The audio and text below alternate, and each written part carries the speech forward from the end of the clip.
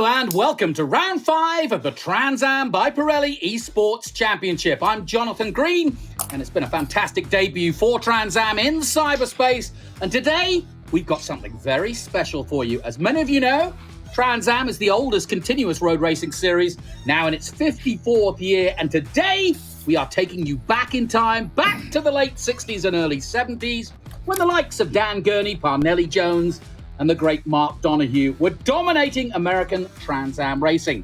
So don your bell bottoms and your tank tops to the sound of the Beach Boys and the Doors. Welcome to California of yesteryear, where we take you 50 miles east of Los Angeles to the famous Riverside International Raceway. Alongside me, as always, is Ben Sissel, who has got his bell bottoms on and is ready for a little bit of California sunshine. A little bit quiet at the moment, but we'll be going into qualifying. In fact, qualifying is underway. We are on the modern cars. That's the only thing modern about today. Ben, you're a creature of the 60s. I bet you're loving this, aren't you? Oh, this is like taking a time machine, Jonathan. What an honor it is to be racing the Trans Am race at Riverside in these new Corvettes. Now, I just want to tell the audience that Trans Am races Corvettes similar to these, but we also race Mustangs, Camaros. We have a European GT series. But for the sake of this e-racing, all of the drivers are in the same cars, prepared the same. We do have some weight penalties that we're going to discuss, but today's format is 2 races. The first race is 12 laps. So right now we're in 10 minutes of qualifying at Riverside. First race is 12 laps. Then we have a little bit of a break, and then we invert the grid, the top 10, and they do 12 laps. And damage is on with these cars in the sim, meaning that if they hit somebody, hit the wall, it could affect their top speed. But Jonathan, we have a lot of really special drivers in this race. Can you cover some of the special drivers today? Yeah, absolutely. I think that you don't need to look any further than I mentioned the name Mark Donohue, and of course his combination with Roger Penske back in the day was such a dominant factor of that period. And I'm delighted to say we've got David Donohue, his son, who is an accomplished racer himself. But he is racing, and it's his first sim race ever. And I love that fact, but he has decided to don the overalls and get in the sim for the first time. He actually bought the sim because he's actually racing GT3 at Pikes Peak and has been a winner there. But he actually got into sim racing, or at least getting a sim, so he could learn Pikes Peak. But he's never raced in an actual sim race. So today is his debut. And to make things harder because of his name, we broke one of his arms. Well, no, not quite. He's actually got a broken wrist at the moment, so he's struggling a little bit as we go on board with Edward Savagian, who we were talking to, or you were talking to earlier in the week. But that's just one of the big names, but it's one of the biggest, Ben, isn't it? Yeah, I think so. And then another thing, I think the noteworthy one, we haven't gotten confirmation from David Donohue, but Boris Said is in this race. And yes. Boris raced here many times in, I think, a Corvette Challenge, you said, in NASCAR. But this is, I think Boris may be the only driver to have raced this in actual racing back in the 80s and 90s. And then he was, now he's racing with us in sims, not too far away from his house. Yeah, and Riverside, just to put it in perspective, like I said, 50 miles from LA, so it was always a favorite for the rich and famous, as it were, from Hollywood. In fact, Bob Hope had an investment in the actual track at one point. But it was a great place for a movie set too. So Knight Rider, The Love Bug, you name it. They were all shot here. In fact, one of the scenes from the 1966 Grand Prix was shot here too. So there you go. It's been a good race set as well. And I'm sure some of the Hollywood stars would come out of a weekend and get into the desert and come out to Riverside and enjoy the racing. So Jonathan, looking at our scores here, we've got 7 drivers that have passed the line. Who are you putting at the top of the list now that we've been following? This is our 5th round of this esports series with Trans Am. Who are the drivers that you are definitely not going to count out of this race? Well, one of them is definitely JP Southern. I spoke to him earlier in the week.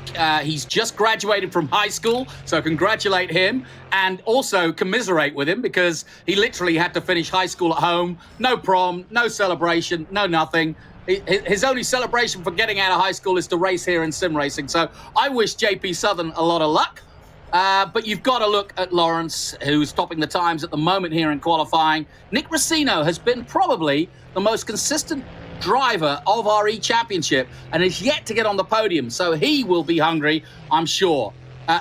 Josh Hurley, obviously, but he's got a penalty. We'll talk about the actual penalties in a moment because there are several drivers with penalties. Good to see Donahue already with one arm, just an 11th place. So he is a chip off the old block, for sure.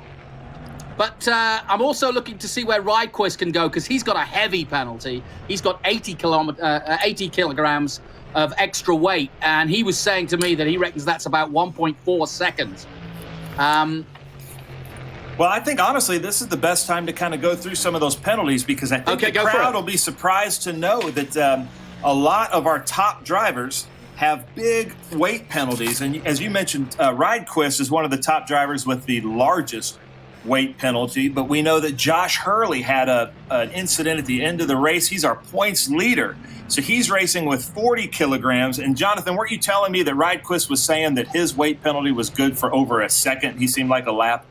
Yeah, 1.4, he said. And so he isn't expecting too much, but I think he's a wily old fox. He's an engineer, and I think he's going to maybe look to try to finish 8th, 9th, or 10th and get himself in a position where, he can go for it. Because we have a reverse top 10 for the second race, just to give more of the rules a little bit. So watch out for that. Watch out who's in 10th position. So, for example, if this was the race, Donahue would start pole for the second race.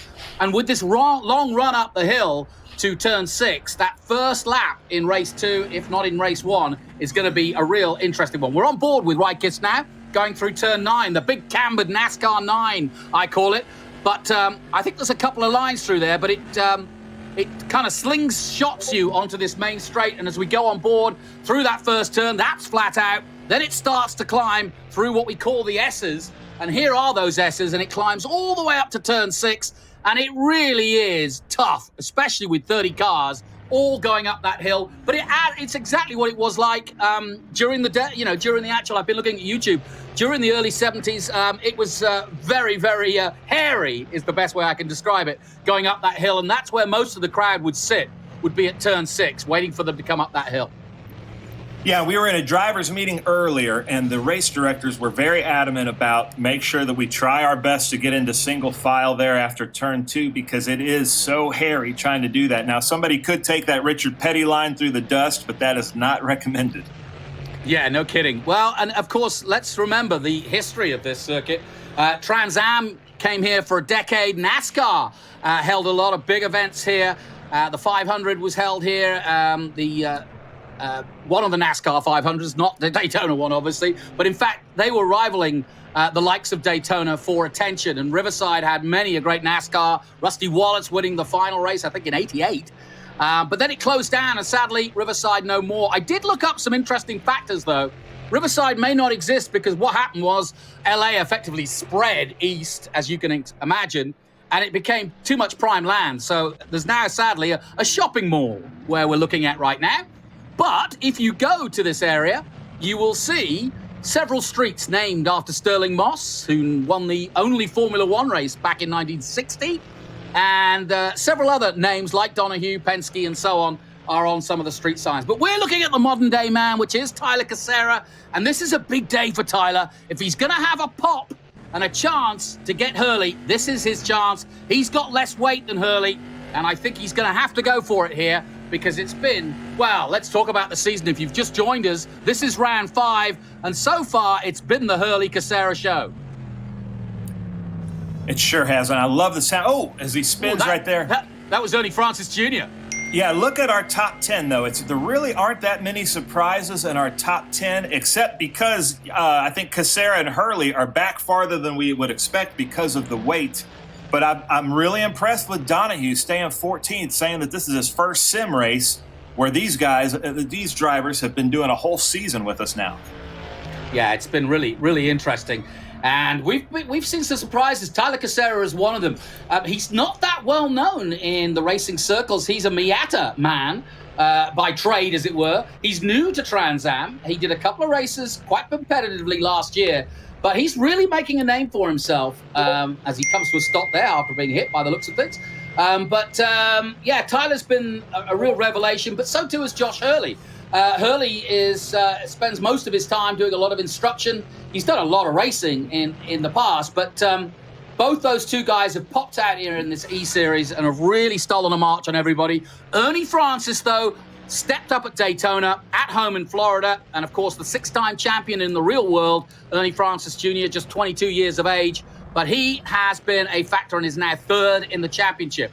But if I look down the championship standings with just a few seconds to go, it looks as though the man from Dallas, Texas, Edward Savajian, is going to take pole, and Archer has popped out again. Was a factor in the first race at Laguna Seca, and he is going to be on the front row. There's Ernie Francis Jr. Cam Eben takes... So we've got a real history going on there. We've got Eben and Archer at the top of the Trans Am board, two very famous Trans Am names. And here in 2020, those names have been resurrected for the resurrection of Riverside. I love it.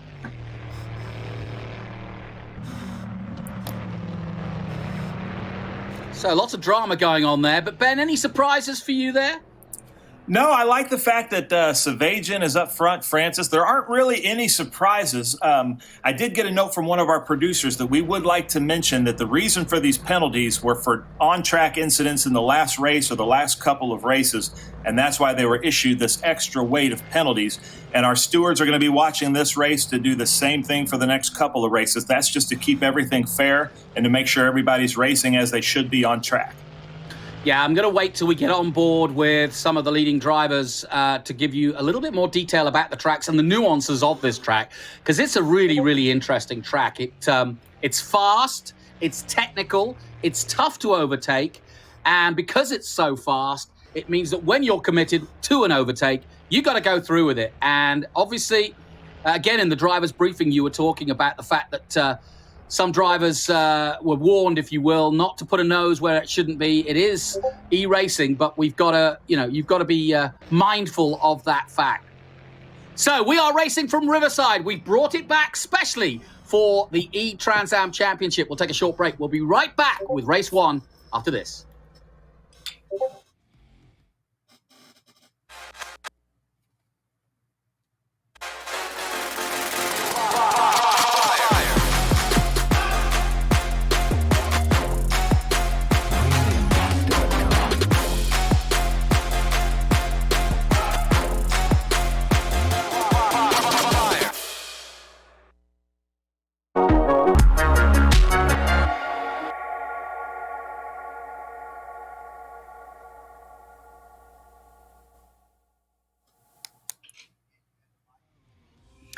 Welcome back to Riverside International Raceway, where we show you the results of qualifying, and it's Edward Savajian of Dallas, Texas, with a 134.7, but look how close it is, 0.001. Cam Eben, brilliant stuff, just ahead of Cameron Archer in third position, and there really is nothing. Ben, have you ever seen anything so close in your whole life in terms of qualifying? That is incredible. No, it's really fun, and I got to say the top three are Trans Am legacies. Edward Savajian's dad, Cam Evans' dad, and Dylan Archer's dad all race in Trans Am, and currently Edward Savajian is racing with us in TA2. Then you go to Ernie Francis Jr., 6-time champion, 2-time champion Lawrence. This is going to be a great race at a track that sadly no longer exists. And yeah, watch out for Nick Racino and Merrill, I think. Southern looks good. Hurley's got weight penalties, but he's still managed to qualify in the top 10, and that should... I mean, he's got a choice now as Hurley. He can stay and hold position if he doesn't feel like he's fast enough and go for pole in the second race, and that might be what he's thinking. And then Devlin DiFrancesco, another single-seater expert, has come across to race in Trans Am. Delighted to have him on board, and really looking forward to this race for sure. And don't forget, we've got a reverse top 10 for the second race, a 12-lap race in all, and no fuel issues. The tires do go off. Damage does affect the car, but it doesn't take you out of the race. What it does is it might slow you down in top speed if you have too many crashes, and of course, if you are deemed by the race director to be taking a few too many liberties, then there are penalties to be had for the next race. And we'll tell you about the next races to come. We've got 3 rounds left of our 8-round Esports Championship, the first ever in the 54-year history of Trans Am. Really looking forward to this, but yes, as you can see, those stands are about to fill up. It's a beautiful day here in California. Looking forward to getting back to Los Angeles tonight. Lots of parties have been organized, and we will be ready to go 70s style. Looking forward to getting the bell bottoms on and going for it. There's that turn 9 last corner, and there are a couple of lines through there. And in fact, turn 9, the entry of it, is actually probably the best place for an overtake. We saw Ernie Francis. Here's the grid then. And we are ready to go racing. And that run up to turn 6, the long run through the S's, is going to be the key to the start of this race. A full field of 30 cars, modern, yes, but we are back in yesteryear as we reopen Riverside for the first time in 30 years. On go the lights.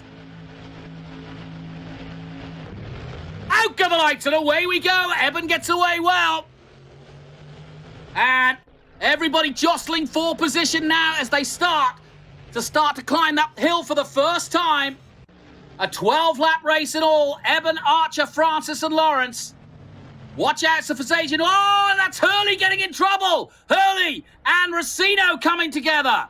And that is big drama for the championship leader. Not what he wanted. He may have been a little aggressive there. I'm not sure who's at fault. But either way, drama right from the get-go. Eben takes up second place behind the big machine.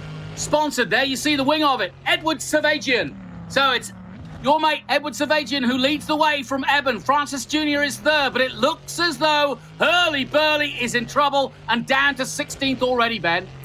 Yeah, and that's really unfortunate. We also had Dylan Archer fall back from 3rd place now to 10th place there. I saw Ernie Francis get by him. I don't know what happened. It looks like maybe he got knocked off a little bit or missed a shift. And then we also lost one of our points leaders, Nick Racino. And Nick Racino, being from this area, it's really unfortunate to see him drop back to 24th, Jonathan. Yeah, we had a practice race earlier in the weekend, and Racino was one of the top 4. He got involved in that Hurley incident right from the start. I think they just touched as they went up the hill for the first time, and it took both of them out. But like I said, the damage is on, so they'll stay in the race. But that's a lot of work to do with not a lot of places to overtake here at Riverside. Keep your eye on Ernie Francis Jr. He's yet to win an esports race outside of Daytona, and of course that was his home race. And look at Hurley already making his way through as he comes out of 9 and onto the main straight again. I think that was Borchetta. He's just got past, and onto the main straight they come again. The number 3, Josh Hurley of Livermore, California. And of course Josh desperate to win here because California is his home, but what's he doing out there?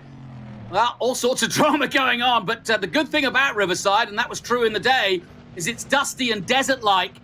And there is a lot of runoff like this that you can see, so you can make mistakes, but it's nasty. And if that dust and dirt gets onto the track, well, it's slippy as you like. But it's Savagian, Eben, Francis Jr., Casera, look at that. Casera's come from nowhere, and he's up to 4th. And this is a big, big moment for our E-Championship. Because if Tyler Casera can do something here in this race, he's got a chance. I think it's only 10 points between them going into this.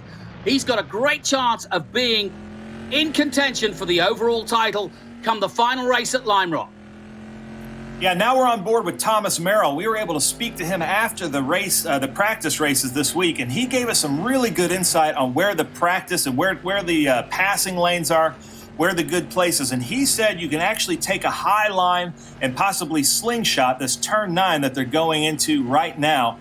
But really, this is a really tough place to try to pass. So it's going to be really fun to watch where these guys take their chances. Yeah, well, the one obvious place, as we look at Hurley now, still battling away with Donahue, I think it is. But Hurley back into 9th position, and that's actually a good position for him to finish this race. But knowing Hurley, he'll want to come all the way through. But yeah, you talk about overtaking, Ben, as we go on board with Donahue, David Donahue, and of course Dad, known as the engineer. I wonder how much of an engineer this fella is, because he's had his rig for what, a few days now? Not much, and he's driving with one arm because he broke his wrist. But here we go, up to turn 6. This is what I'm talking about. Through here, this is 5, then under braking here at 6. And there is David Donahue, who is in his own right a Daytona and Le Mans class winner. So, yes, he has a famous father like so many drivers do that are currently racing. But Donahue has got his own record and is definitely an expert around Pikes Peak, and that's why he got his rig in the first place. That's a really smart move when you think about it, because Pikes Peak is one of those places, it's a bit like the Nordschleife. You can't remember all the corners. It's almost muscle memory. So I'm sure that's why he's done that. But this is his first ever sim race, and look at him. He's in the top 10 or just outside for now. Yeah, and really keep your eye on Josh Hurley, our current points leader, now back into 9th place somehow, and he's really trying to work his way through the field. But Edward Savajian just set the fastest lap, and Ernie Francis Jr., who's now in 2nd, is really struggling to keep up. Yeah, and I'm also keeping an eye on this man, Eben. Cam Eben is what we call a future TA star, and of course he's got Cliff Eben. His grandfather is a famous Trans Am racer, but we're hoping that the likes of he and several others will come to Trans Am in the real world and start racing with us. And that's been the beauty of this E-Championship, is that it's given some drivers that aren't as well known, like Hurley and Casera, really chance to shine. And then we've got our future stars and our current young stars, like JP Southern, just turned 18 and is currently in the top 6. He did a couple of races with us at the beginning of at the end of last season, and of course was at Sebring. He didn't have a brilliant Sebring in February. That was our only real race so far, and we hope to go back to Mid-Ohio. In fact, we will be going back to Mid-Ohio at the end of June, so watch out. And this is a good time to tell you, as we look at JP Southern, to download the app, both SVRA and Trans Am. And Ben, that is the place, because we will be live streaming there. All the information is there, the latest news, the latest features. You've been cutting stories. I know you've been working around the clock. Great content on there to give you the real information you need if you're a Trans Am fan. Yeah, if you're a Trans Am fan, please get on Google Play or the Apple App Store and download the Trans Am app. We're going to be going live at Mid-Ohio in less than a month. For Saturday and Sunday, we're going to be broadcasting some of the practice rounds with Trans Am at Mid-Ohio, which is always a favorite track with our Trans Am drivers and our Trans Am fans.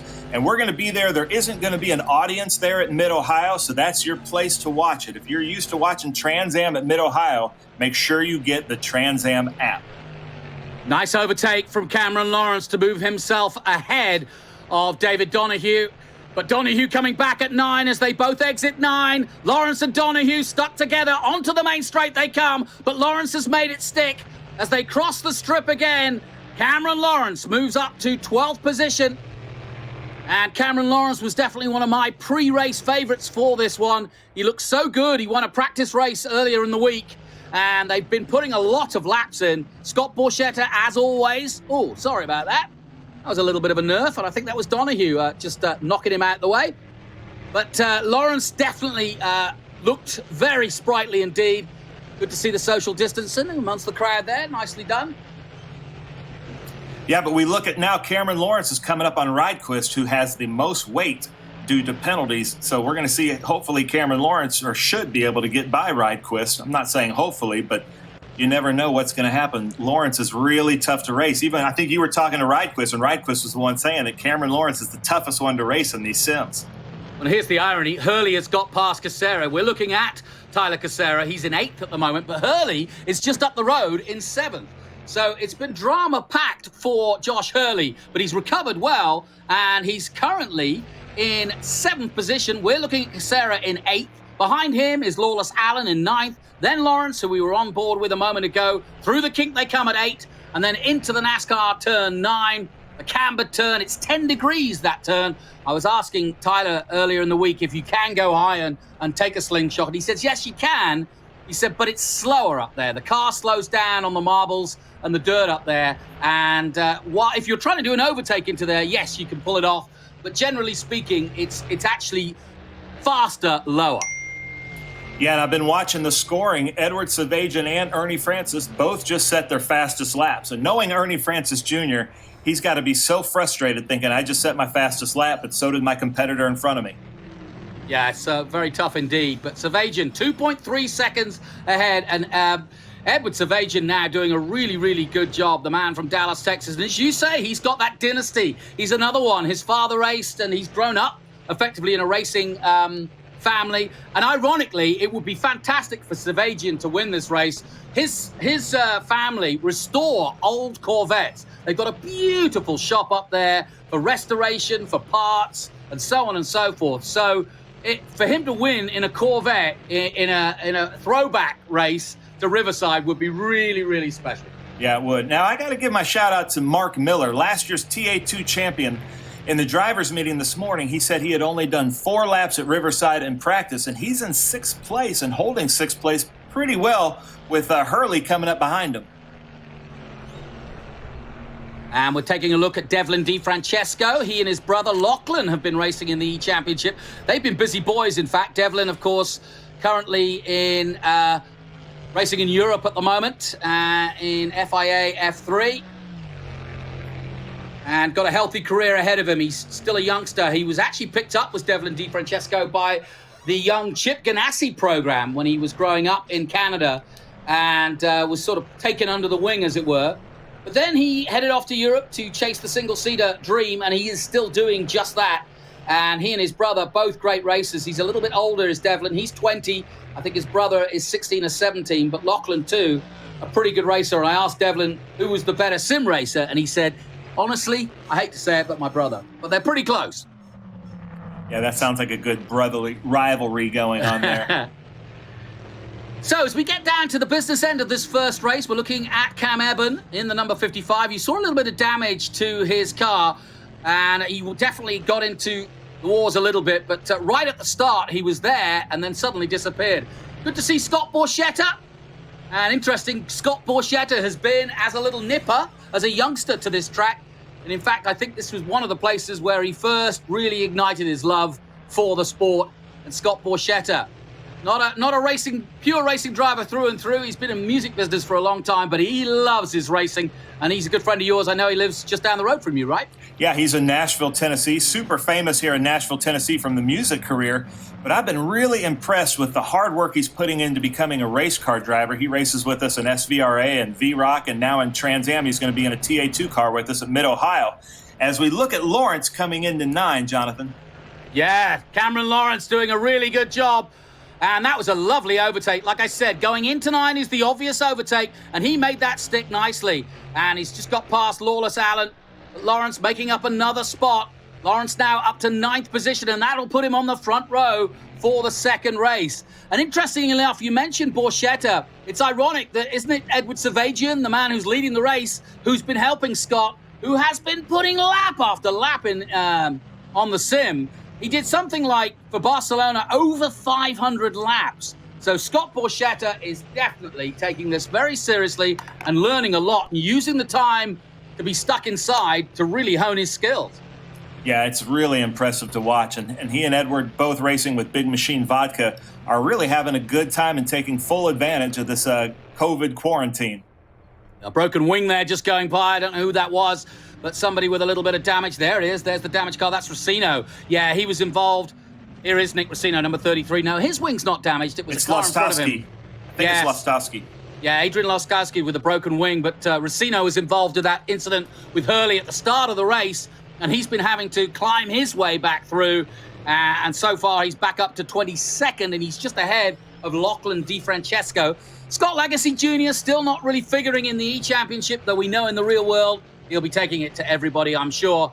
But DiFrancesco, the other one, Devlin, up to 5th now behind JP Southern. Merrill now 3rd, and Francis Jr. That's the big man you got to watch, because he is the highest up the board in 3rd position in terms of the championship. So he's about to gain the most out of this. There's Lachlan DiFrancesco, 17-year-old from Canada, and just ahead of the number 89, Scott Borchetta of Nashville, Tennessee. So good racing throughout. Savagian, though, has pretty much controlled this race. Good, impressive show. We haven't seen a lot of him on track because he's on his own. He's up the road, 2.2 seconds. It's down to 2.1. So Ernie Francis Jr. is trying to reel him in. And if they get into traffic, Ben, that could be really interesting as we see Borchetta coming alongside into the right-hander to go up the hill. Nicely done. Borchetta goes through. Yeah, this is because it's such a tough place to pass. And if the lap traffic ahead of you is having a battle like this, it's going to be really hard for them to get over and let these leaders come by. And Thomas Merrill in third place seems to be kind of closing in slowly but surely on Ernie Francis Jr. Yeah, and just as you say that, Ernie Francis Jr. is closing down quickly on Savajian. And I just wonder if Edward Savajian is in traffic at the moment at the front, because there's no question about it. The times have come down. You had a gap of over 2.5 seconds a minute ago. It's down to 1.7 on lap 9 of 12. Riverside is coming alive, folks. It might have been 30 years, but I can hear the California fans getting excited for what should be a cracking finish here. The likes of Parnelli Jones and Ken Miles used to rush around this circuit at high speed. They had a Formula One race here back in 1960. Sterling Moss, one of the greats, of course, sadly passed away recently, but it was Sterling Moss who won that race. The only ever Formula One race here. I love the sound of these cars, Jonathan. It sounds like we are at a Trans Am race. They sound so good. There is no better race sound in the world than a Trans Am race at tracks like Mid-Ohio or at Sebring. They just sound so good thundering through those tracks.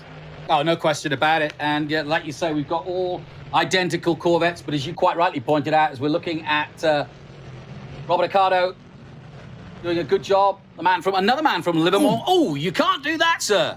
That's Mark Miller. What's he doing? Mark Miller, our TA2 champion. And that could bring Super Jens to the table. He's not even involved in the race, but I think Super Jens might have a word about that. Yeah, and Ernie Francis is slowly catching up with Savajian. I'd love to get a shot of that first three guys up there, because it's really starting to get close as we're 10 laps into a 12-lap race. Yeah, 2 laps to go, and as you quite rightly point out, Savajian was in the comfort zone of over 2.5 seconds a moment ago as we look at Lawless Allen. And there's Lachlan DiFrancesco making a move on Nick Racino in the 33, the all-purple Nick Racino. And these two, look at them, side by side. Great racing here at Riverside. And no one's giving an inch, and Lachlan, nicely done, brakes as late as he dare and holds him off at turn 8. And these are the crucial corners. Somebody else off there into the dirt and dust, down the back straight and down towards that kink at turn 8, as they call it. They put that kink in there because we had several guys lose their brakes into 9 and fly over the top there. Riverside was famous for its excitement, but it's also had its tragedy too. And those of you who saw the Le Mans film recently, featuring Ken Miles, this is where Ken Miles was testing, sadly, when he did his last ever laps. But that's why you might recognize some of the track, as it's been featured in a Hollywood movie of late. Here's Ernie Francis Jr. in second place, the man from Florida, and you can see the gap now between himself and the leader. They've got some traffic, and I think that's what Savajian has been dealing with. Man, sponsored by One South Florida Wealth, and has put that new sponsorship to good use so far, with a win at Daytona and 3rd overall in the championship. Merrill, there he is. Thomas Merrill, 81, coming through turn 9, and we start the last lap now. But it's Savajian, Francis, Merrill, Southern, Miller, who was involved with a few fisticuffs, but he's up to 5th place, and that's a good recovery. Hurley recovered to 6th after his off in the first corner. Casera right there, keeping a watchful eye on him. And those two, once again, wheel to wheel here in California, the 1st and 2nd in the championship. They're followed by Lawrence. DiFrancesco's dropped to 9th. Rydquist, good job done by the Swede. He is up to 10th position, but it's Savajian on his way to victory. We're looking at Merrill. What can he do against Ernie Francis Jr., I wonder? Time running out, though, Ben. And I think your mate, Edward Savajian, is going to become our 4th winner of the championship. Yeah, possibly. But, I never count out Ernie Francis Jr. But knowing Ernie is always in racing for the championship, so he may be happy with the 2nd place finish to really move him up, knowing where Hurley and Casera are in points at 5th and 7th place. I think Ernie, if he can't catch Savajian, will be happy with the 2nd place. Well, this has been an immaculate performance by Edward Savajian, but now you can see the gap. Ernie's got him in his sights as they head down the back of the circuit here at Riverside. Edward Savajian of Dallas, Texas, looking to carry on the family name in Corvette and win at this famous circuit that so many great Corvettes have raced at. He's coming out of 9. And you can see Francis Jr. has got the gap down to 1.1 seconds, but it's going to be Edward Savagian. Oh, I think he touched the wall then as he came out of the last turn. But he's going to take the checkered flag here at Riverside and take victory here in race 1 here in Riverside, California. As 30 years on, we take Corvette back to winning ways in Trans Am in the E-Championship.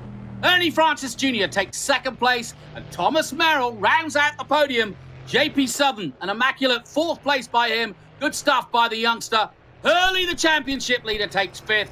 And who's following him home? Of course, Tyler Casera in 6th place. Then it's Miller, Lawrence, DiFrancesco 9th, and Carl Reitquist rounding out the top 10s. Your thoughts, Ben, on what has been a fascinating race, really, because Savagian dominated, but there was so much going on behind him.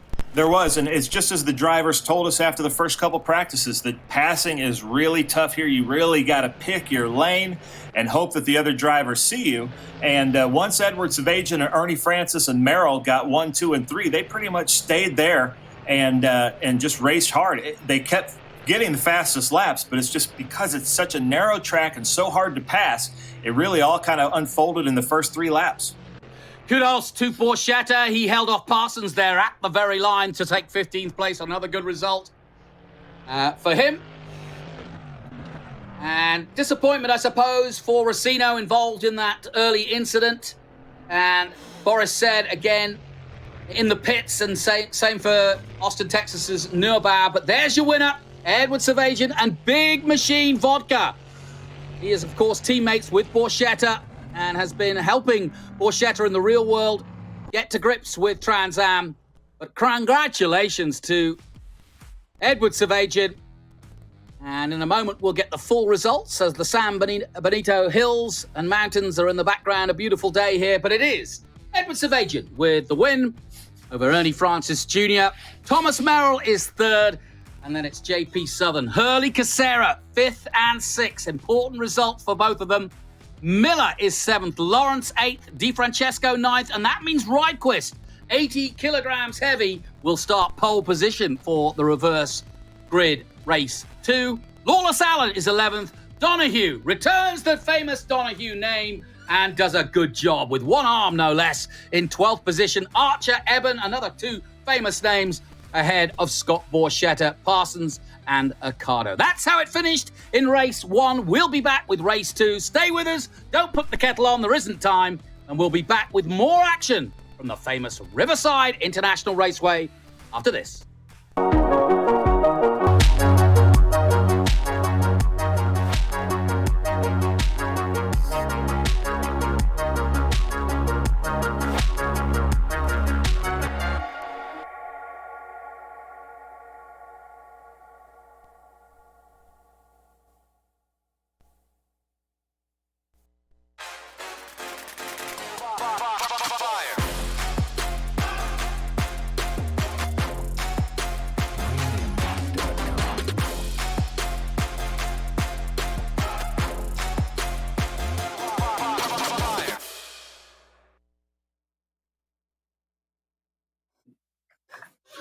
Welcome back to Riverside International Raceway, just outside Los Angeles, California. Sadly, it doesn't exist anymore, but we thought we'd take you back to yesteryear, to the golden years of Trans Am racing, now been going for 54 years. And it was in the late 60s and early 70s where Trans Am really came to the fore. The days of the European smaller front-engined cars were still a very much dominant case, but once Camaro and Mustang got into the scene and started building their own, the likes of Dan Gurney coming into the scene, Jim Hall, you name it, they were all making their name here. Ken Miles, I mentioned earlier. This was one of the homes of Trans Am racing and a really popular venue to go to just outside Los Angeles and out in the desert, so it didn't matter about the noise. Wasn't a lot of shops around then, but now this is a shopping mall, believe it or not. It was transformed in 1992 into a residential area, but there are still a few sights and sounds of the famous Riverside circuit to be seen in the street names, and there's even a digital museum now to remember the great Riverside circuit. In fact, Scott Borchetta owns one of the great Gurney Eagles that raced here to a victory for Bobby Unser back in the day. Some great names and great memories from this fantastic circuit. Here we go then. Who's going to make their name in race 2? Devlin Di Francesco lines up in the perfect spot here to really make some hay here in our reverse top 10 grid. The lights will come on in a moment. Ridequist is the man you've got to watch, though. He's got 80 kilograms of extra weight, and that's a problem, Ben. Yeah, it is, especially here, because if he starts off slow and everybody else expects to be going fast there through 1 and 2, he could cause a huge bottleneck. On go the lights. Out go the lights, and away we go, and Ridequist is off. Well, he has got away brilliant there, has Carl Ridequist. Everybody now jostling for position. Di Francesco has recovered well. In fact, Di Francesco, I think, has got the better line, and he does take the lead away from Ridequist as they head up the hill. More drama back behind as somebody goes off there into the dirt, but I don't think that was a heavy hit, and I think he'll recover. But all the way up to turn 6 goes the Kamui number 17 of Devlin Di Francesco, who's gone wide at 6, and back comes Ridequist. Ridequist almost getting side by side there as they exit 6. Down the long straight to 7, into the horseshoe. Coming up now, second gear at 7. Here we go.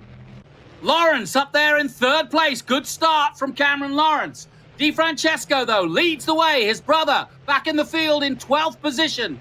But the youngster, the 20-year-old from Canada, leads the way in his first lead in Trans Am racing. He's never raced a real Trans Am car, so this is a real good opportunity for the single-seater expert. We had Juan Manuel Correa a couple of weeks ago. He got a 4th place at Barcelona, but now it's Di Francesco who introduced him to Trans Am racing, who's leading the way at the moment. There's Hurley. Ben, what can Hurley do from 6th? You know, he's been moving up. It's crazy to watch, but Hurley, even with the weight penalties, is doing really well. I was super impressed with Ridequist at the start. You can just tell he's so talented with all of that weight to keep up with them there, but now it looks like as they're all hitting top speed, he's starting to fall back. Yeah, Casera's got past him. You can see that now on your screen, and up to 3rd place, and that's why Hurley's got the hurry up, because Hurley doesn't want to let Casera go too far. Hurley just 2 spots behind. He's got Southern in front of him, and JP Southern won't want to give that position away to Hurley, who just hits the dirt for a moment as they go back uphill. Josh Hurley, the man we've got to watch now because he's getting very racy. So too this man, Ernie Francis Jr., coming into 6. Takes a nice tight line. Oh, might make him move on the number 40 of Mark Miller. Brilliantly done by Ernie Francis Jr. to overtake the TA2 champion. And Mark Miller has never raced Ernie Francis Jr. in real life, and now he just got a reason why, perhaps, because Francis doesn't hold back. That was a great overtake. That's a race of champions right there. That's both of our 2019 champions in TA and TA2. Yeah, it doesn't get any better than that. And that was a real classic overtake. We were saying that you can't overtake at 6, but he can. I love it. And at 8. Here he goes. He's going to take Hurley at 8. Francis Jr. not holding back. He's unfettered at the moment. And he's got Hurley in his sights right now as Francis Jr. And this is the race we've been waiting to happen. I think this championship is going to explode. Just to remind you, the top 3 in the championship going into Riverside were Josh Hurley, Tyler Casera, and Ernie Francis Jr. We expected... Oh, no! And Di Francesco gets a hit from behind from Lawrence. And Lawrence has been affected heavier. In comes Casera. He's got between both of them. And Di Francesco did a very good job of not launching himself over the top of turn 9 there. How he held on, I'll never know. But I think we might need some new overalls after that one. But now comes Casera. Casera all over the leader after taking advantage of that nudge from Lawrence. And as we look back, you can see that Casera sees his chance. This is great racing. Now, we saw Francis Jr. going up the inside of 6. Can he do that here on the number 17, I wonder? No, he hasn't pulled it off. So we are Di Francesco, Casera, and Lawrence now, your top 3. Southern still 4th. Ridequist has got past Hurley, so I think Hurley must have made a mistake. as we see the number 40. That's Mark Miller. He's currently in 8th position. Then it's Alan. And now the other Di Francesco, the youngster. I say the youngster, they're both pretty young, but his brother Lachlan is now 10th position. So this is a good day for Canada so far here in California. And I tell you what, this whole reverse grid thing really came into effect here because Edward Savajian got caught up into some stuff happening. It looks like turn 6 in lap 1, and now he's back to 15th place. He won last race, and now he's at 15th. Wow, look at this race. It's Devlin Di Francesco is doing everything in his power to hold off Tyler Cassera. And as they come under the bridge and down to the kink, they're side by side. Something's got to give. And Tyler Cassera takes the lead, or does he? Back comes Devlin Di Francesco on the inside at 9. They're going to be neck and neck as they exit turn 9. But Cassera goes high and wide on 9 and holds on to the lead. And now takes the lead for good. And now back comes Di Francesco as they come across the strip again. Meanwhile, Francis Jr. still all over Hurley. What a race this is turning out to be. Josh Hurley, the championship leader, knows he's in a battle now because Francis Jr. knows that all he needs to do is get ahead of Hurley, and he's going to close the gap on both Hurley and Cassera as this race winds down. Back with Hurley in the number 3. It's been a sensational run for him so far, Josh Hurley. And he's a man, he's one of the busiest men in motorsport as far as I can see. He does training, he does sim racing, he does real racing, he does engineering. He's looking after Kent Vaccaro as his engineer in Formula 3. Kent Vaccaro in this race, in fact. So busy boy is Josh Hurley, but he seems to be really enjoying it. He was full of it when he won first time out at Laguna Seca, and the smile hasn't left his face. Now, what can Hurley do here? He's got his own race going on with the number 46 ahead of him.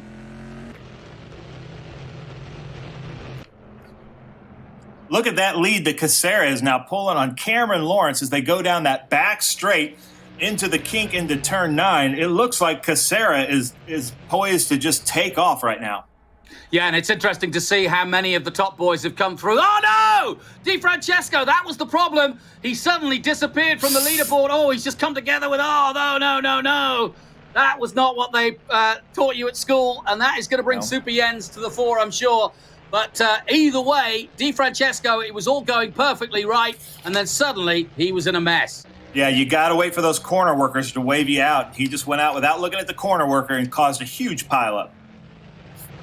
Yeah, absolutely. Unbelievable. So, Cassera, Lawrence, Southern, Ridequist, Francis, Hurley, Miller, Allen, Merrill, Archer. That's your top 10. Here is JP Southern in that Procure Network. Number 61. And back with Hurley. Hurley still looking for a good result out of this race, but Francis has got through. Ernie Francis Jr. is up to 5th place, and you would put an odds-on bet that he should get past Ridequist by the end of this lap because Ridequist is carrying a lot of extra weight. And in terms of talking to Carl during the week, he reckons it was at least a second and a bit that he was carrying in terms of time anyway. And so this should be easy work for both Francis and Hurley. And that's why we'll stick with this battle as they continue. And Francis and Hurley, I'm sure, will both be looking for a podium out of this. Ridequist quite rightly gets out of the way and lets them pile through down towards the kink.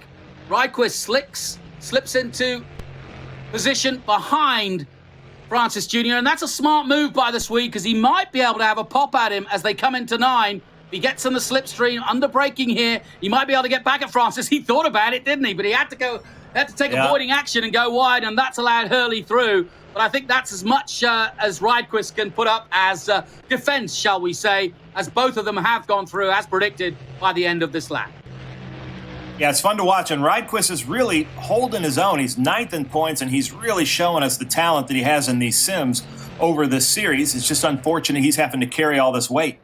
Now, I don't know if it's rumor or social media speak or just pure gossip on Facebook, but there is rumor that possibly Josh Hurley may have to miss a round. And if that's the case, this championship is wide open. So we'll see what happens. But at the moment, everybody knows that this championship is wide open, and it's as open to this man, Ridequist, as anybody else. He's been a real revelation for me. He takes it very, very seriously. He's an engineer. He's a bit like Hurley. He sort of outthinks himself. Hurley was telling me he doesn't like to practice too much because he overthinks it. And I get what he means. I think it's more intense, actually, than the real thing. When your life's on the line, you don't worry about the concentration. But in a sim, you can outthink yourself. And I think that's been an issue that certainly Hurley's had to deal with. But both he and Casera have been dedicated to the cause for the last 6 weeks. And it's been great to watch. Yeah, and I tell you what, Riverside has added a whole new dimension because none of these drivers, except for Boris said that we can confirm, have raced here. Some of them have some kind of experience here, but it was really neat to see after the first race, we're in a text exchange with all the drivers. How many drivers were on there either blaming other drivers or apologizing for something that they did in race 1. And so we'll see what happens after race 2. Fastest lap, 1:34.7. That's very quick. And I think Francis Jr. on the same sort of pace as well. Everybody's starting to set their fastest laps now as we get down to lap 7 of 12. This is the second race from the famous Riverside International Raceway. If you don't recognize it, you shouldn't. It's 30 years gone. And in fact, we're reviving it this weekend, especially because this is where one of the golden eras of Trans Am took place back in the late 60s and early 70s. But this is a pretty golden era right now as we go back on board with Merrill as he chases down the hill again on Carl Rydquist. Over those humps where the car goes light. Then into this very tight horseshoe second gear turn. And if you go wide there, you can perhaps let somebody in. You've got to get good drive out of here because it's another long straight and back uphill again. And this is where Rydquist will struggle. You can see he just doesn't have the top speed, and Merrill will go through and does so. Into turn 8 then. Merrill makes up his move. He's now up to 6th place, and his next opponent will be Josh Hurley, just up the road. And in fact, it's going to be a group of 4 drivers ahead of him, and that includes Hurley, Francis Jr., and Southern. But it's still Tyler Casera leading now by 2 seconds, just over 2.4 seconds over Cameron Lawrence. Scott Borchetta doing a really good job so far. Not got the experience of Scott Borchetta. He's getting a lot of help from Edward Savagian, who is down in 12th position, not having the showing that he had in race 1. Not sure what's happened to Edward, but either way, he'll get some points out of this, that's for sure. Good run by Scott Lagasse Jr. up into the top 15 for the first time. By the way, Borchetta down in 17th at the moment. As we look at Doug Winston for the first time. You know, Doug Winston's been a constant in this E-Championship, and he's done pretty good. He's always there, isn't he? Yeah, he's always there with us. I really like his determination. He had a great time with us until the last couple laps at Sebring in his TA2 car. He's kind of a teammate with Adrian Lastovsky, but it seems like he is having a great time racing with us in this E-Racing. And Ben, while we've got a moment with a couple of laps to go, we are going back to real racing. What did you see at Sebring that was a surprise, and what should we be looking for in the real world? What should the fans be waiting for to go on the app and have a look at? Well, we've got a lot of newcomers into the TA2 series, and like this really, man. Yeah, JP Southern. I think he's really showing us his talent. I'm excited to see what Edward Savagian and Scott Borchetta can do. And then in the TA class, it's Ernie Francis Jr., Chris Dyson, Adam Andretti, Amy Ruman, Tommy Dreesy. There's a big rivalry happening there with those drivers. And then we have this new GT class, the XGT class, with some newcomers, Eric Joyner and Ken Twaits. And it's going to be a great season, especially because almost all of the races are going to be broadcast live streamed on our Trans Am app. Yeah, if you haven't downloaded it, download it now and just go to gotransam.com and you can get all the latest information from Amy Greenaway, our press officer, who will give you the race reports, and there are plenty of links down to download the app. But JP Southern, the man we were looking at a moment ago, is definitely one worth talking about. He's just 18 years of age, and he is a classic racer. He's one of America's top karters, won many karting titles during his teams. He had a big accident, actually, as a karter, broke both his ankles, took some 18 months off, but then came back and won the first race he raced. As we take a look at Archer, who had a really good first race, and he's got a good battle going on too. He's currently in 9th. He's got Lawless Allen ahead of him, and Rydquist just ahead of him. Through the gearbox and over the humps and into the horseshoe. Nice and smooth on the throttle. That's good racing. Yeah, Lawless Allen, right in front of him, was our 2019 TA2 Rookie of the Year. And then we're hoping that Dylan Archer is going to be our 2020 Rookie of the Year in TA2. Oh, and just as we focus in on Archer, he makes a mistake. Not to worry. But that's what I like about Trans Am. As we mentioned, you've got the likes of youngsters who are still in their teens, like Archer and like JP Southern. But I was going to finish off JP Southern's story. So he did Formula 4 and Formula 3, but then kind of sort of got to a plateau in terms of how much money he could spend and how much he and the family could afford. It's a family affair, effectively. Oh, no! And Southern turns round Francis just as I'm praising him. He hits Francis from behind by the looks of things. I wouldn't mind getting a replay of that. Francis has recovered, but that was not what he needed. And that is going to help Ridequist. Oh, there's all sorts of drama going on here at Riverside. Well, I said that Knight Rider and a few other Love Bug films were made here, but we've got quite a drama going on ourselves here at Riverside today. Damage to Ernie Francis Jr.'s rear wing by the looks of things. JP Southern probably in trouble. There's Parsons. We haven't mentioned Cameron Parsons. There he is in the number 88, currently down in 16th position. Yeah, and Cameron is one of our top drivers in TA2 on the West Coast Series, and from California. And he drives a yellow Camaro with us in TA2. Always a great driver, and he's having a blast in these sims. Yeah, that's a thing that should not be forgotten. This is not a one-make series by any chance or stretch of the imagination. We've got a whole bunch of different marks, and the beauty of Trans Am is that we've kept those marks throughout the 54-year history of this championship. So it's steeped in storied history. You just need to look it up, and that's why we brought you back to Riverside here to kind of reinvigorate some of the classic tracks, and Riverside was definitely one of those as we go back with a classic name in Eben. Cam Eben, though, the future star, let's hope, currently in 8th position. He's chasing down our current TA2 champion. That's Mark Miller in the number 40. They come under the bridge and down towards the kink, and this is not a place I'd want to take on Mark Miller. Woo, go on, and he's done it. Oh, he's not afraid. No respect there, but back comes Miller round the outside at 9. Mark Miller keeps his foot in. Go on, Mark, round the outside. And he drops down now, and he'll try and get a run on him here. But that was good racing between these two. Back comes Mark Miller down as they cross the line together. He looks to the inside as they head up the hill again. Mark Miller not to be outdone. And he said, listen, whippersnapper, I'm the champ. What are you doing overtaking me at 9? I wonder if Mark might have a pop at him at the top of the hill. We'll soon find out, but that was good racing between those two in the closing stages of this second race. Eben, though, gets the better of him and heads up to 6 and over the hill. Meanwhile, Rossino and Borchetta in their own battle. No, that's Savagian. This is going to be quite a battle because this is a points battle right here. They're in 10th and 11th, way behind 9th place, but they're going to have their own battle because they're really close in points in the championship. Yeah, Rossino's had a tough day here at Riverside. It's going to be a long run back to LA tonight for him because he had high expectations of getting at least a podium out of here, and I would have thought Savagian is going to be dogged now to stay in the top 10. As you quite rightly point out, this is 4 important points here, and when it comes to Savagian, who got that win, he's going to put himself into contention now with 3 more rounds to go. So don't count out the man from Dallas, Texas, the restorer of Corvettes, the family business that restores Duntoff Motors, that's what they're called. And we'll keep an eye out for Savagian, who's definitely taken Riverside by storm today. But it's Casera still out front, leading the way by just over a second from Cameron Lawrence. Hurley is up to 3rd, and that is great racing from Josh Hurley from Livermore, California. Final lap. Final lap then, here we go. Don't think anybody else, unless Lawrence can do something on Casera in the closing stages. I think we're set to stay as we are, although Merrill may have the better of Hurley. Here we can see the battle. There's Hurley in the number 3. Just behind him is Thomas Merrill. Hurley gets on the power early as he heads down the hill, out of 6 and down towards the horseshoe. Just don't think Merrill's close enough. He's going to have to do something dramatic. He's getting closer, though. He braked very late. Here's your leader, Casera.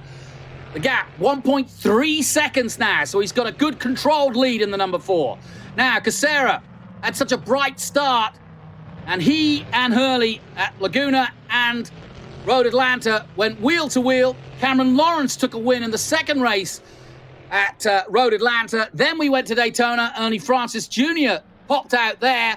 Casera and Hurley were a factor. That's what remained the championship lead. But Casera, this is going to be a really, really important win for him. And the gap was 10 points at the beginning of the weekend. But the famous number 4, the man from Manheim, Pennsylvania, dives into turn 9 at the famous Riverside International Raceway. And Tyler Casera will take the checkered flag and win at Riverside. Lawrence will be second, but Hurley holding on desperately for third and does so to hold off Thomas Merrill. Good racing between those two. RideQuest, despite the 80 kilograms, will be in 5th place. And Ernie Francis Jr., who was taken out by JP Southern, will finish 6th, but Super Jens and the stewards may just have something to say about that. Southern, in the end, finishing 13th. We're looking at Nick Rossino, who's going to cross the line in 11th place behind Edward Savagian. Scott Borchetta, again, another 15th place for him. That's 2 15th places, and that's good stuff for a man who's been trying so hard to practice his sim racing and get on top of it. But it's donuts here in California, and Tyler Casera is handing them out. There's a good look at the number 4. I like the paint scheme on there. He's got Howe and Carbotech brakes. Those are his sponsors. No damage, I can see. No. And in fact, a pretty good run by Tyler. Kept out of trouble. Took advantage when, if you remember, he basically took advantage of an incident coming out of 8 and into 9, and he just sort of sneaked his way through. And that was just good driving and smart driving by Tyler. And a deserved winner there. But we now have 2 winners here in California. One of them, Edward Savagian, and the other is Mannerheim's Tyler Casera. So Riverside goes back into silence and back to yesteryear. Ben will roll up his pantaloons and bell bottoms and put the bright coloured tie-dyes away for another year. But it's Casera who wins. Yeah, it was a lot of fun. Casera wins, Lawrence is second, Hurley third, Merrill fourth, RideQuest, Francis Miller, Archer, Eben, and Savagian the top 10, Rossino, Allen, Southern, Parsons, and Borchetta. Ben, your final word, anybody you want to mention out of that top 15? I think I was most impressed with Carl RideQuest to be able to keep a top 5, to finish 5th with all of that weight and the battles that we saw going on there. That's quite impressive. Well, one thing I can tell you, with 3 rounds to go of our E-Championship presented by Pirelli, Trans Am is going to be heading for a real showdown at our final round, which is Lime Rock, and we've got a few surprises before then. So stay with us, watch out, download the app, keep on gotransam.com for all the information on our next race. My thanks to Ben Sissel. I'm Jonathan Green. Join us next time out, and we'll be racing once again in cyberspace. We'll see you then.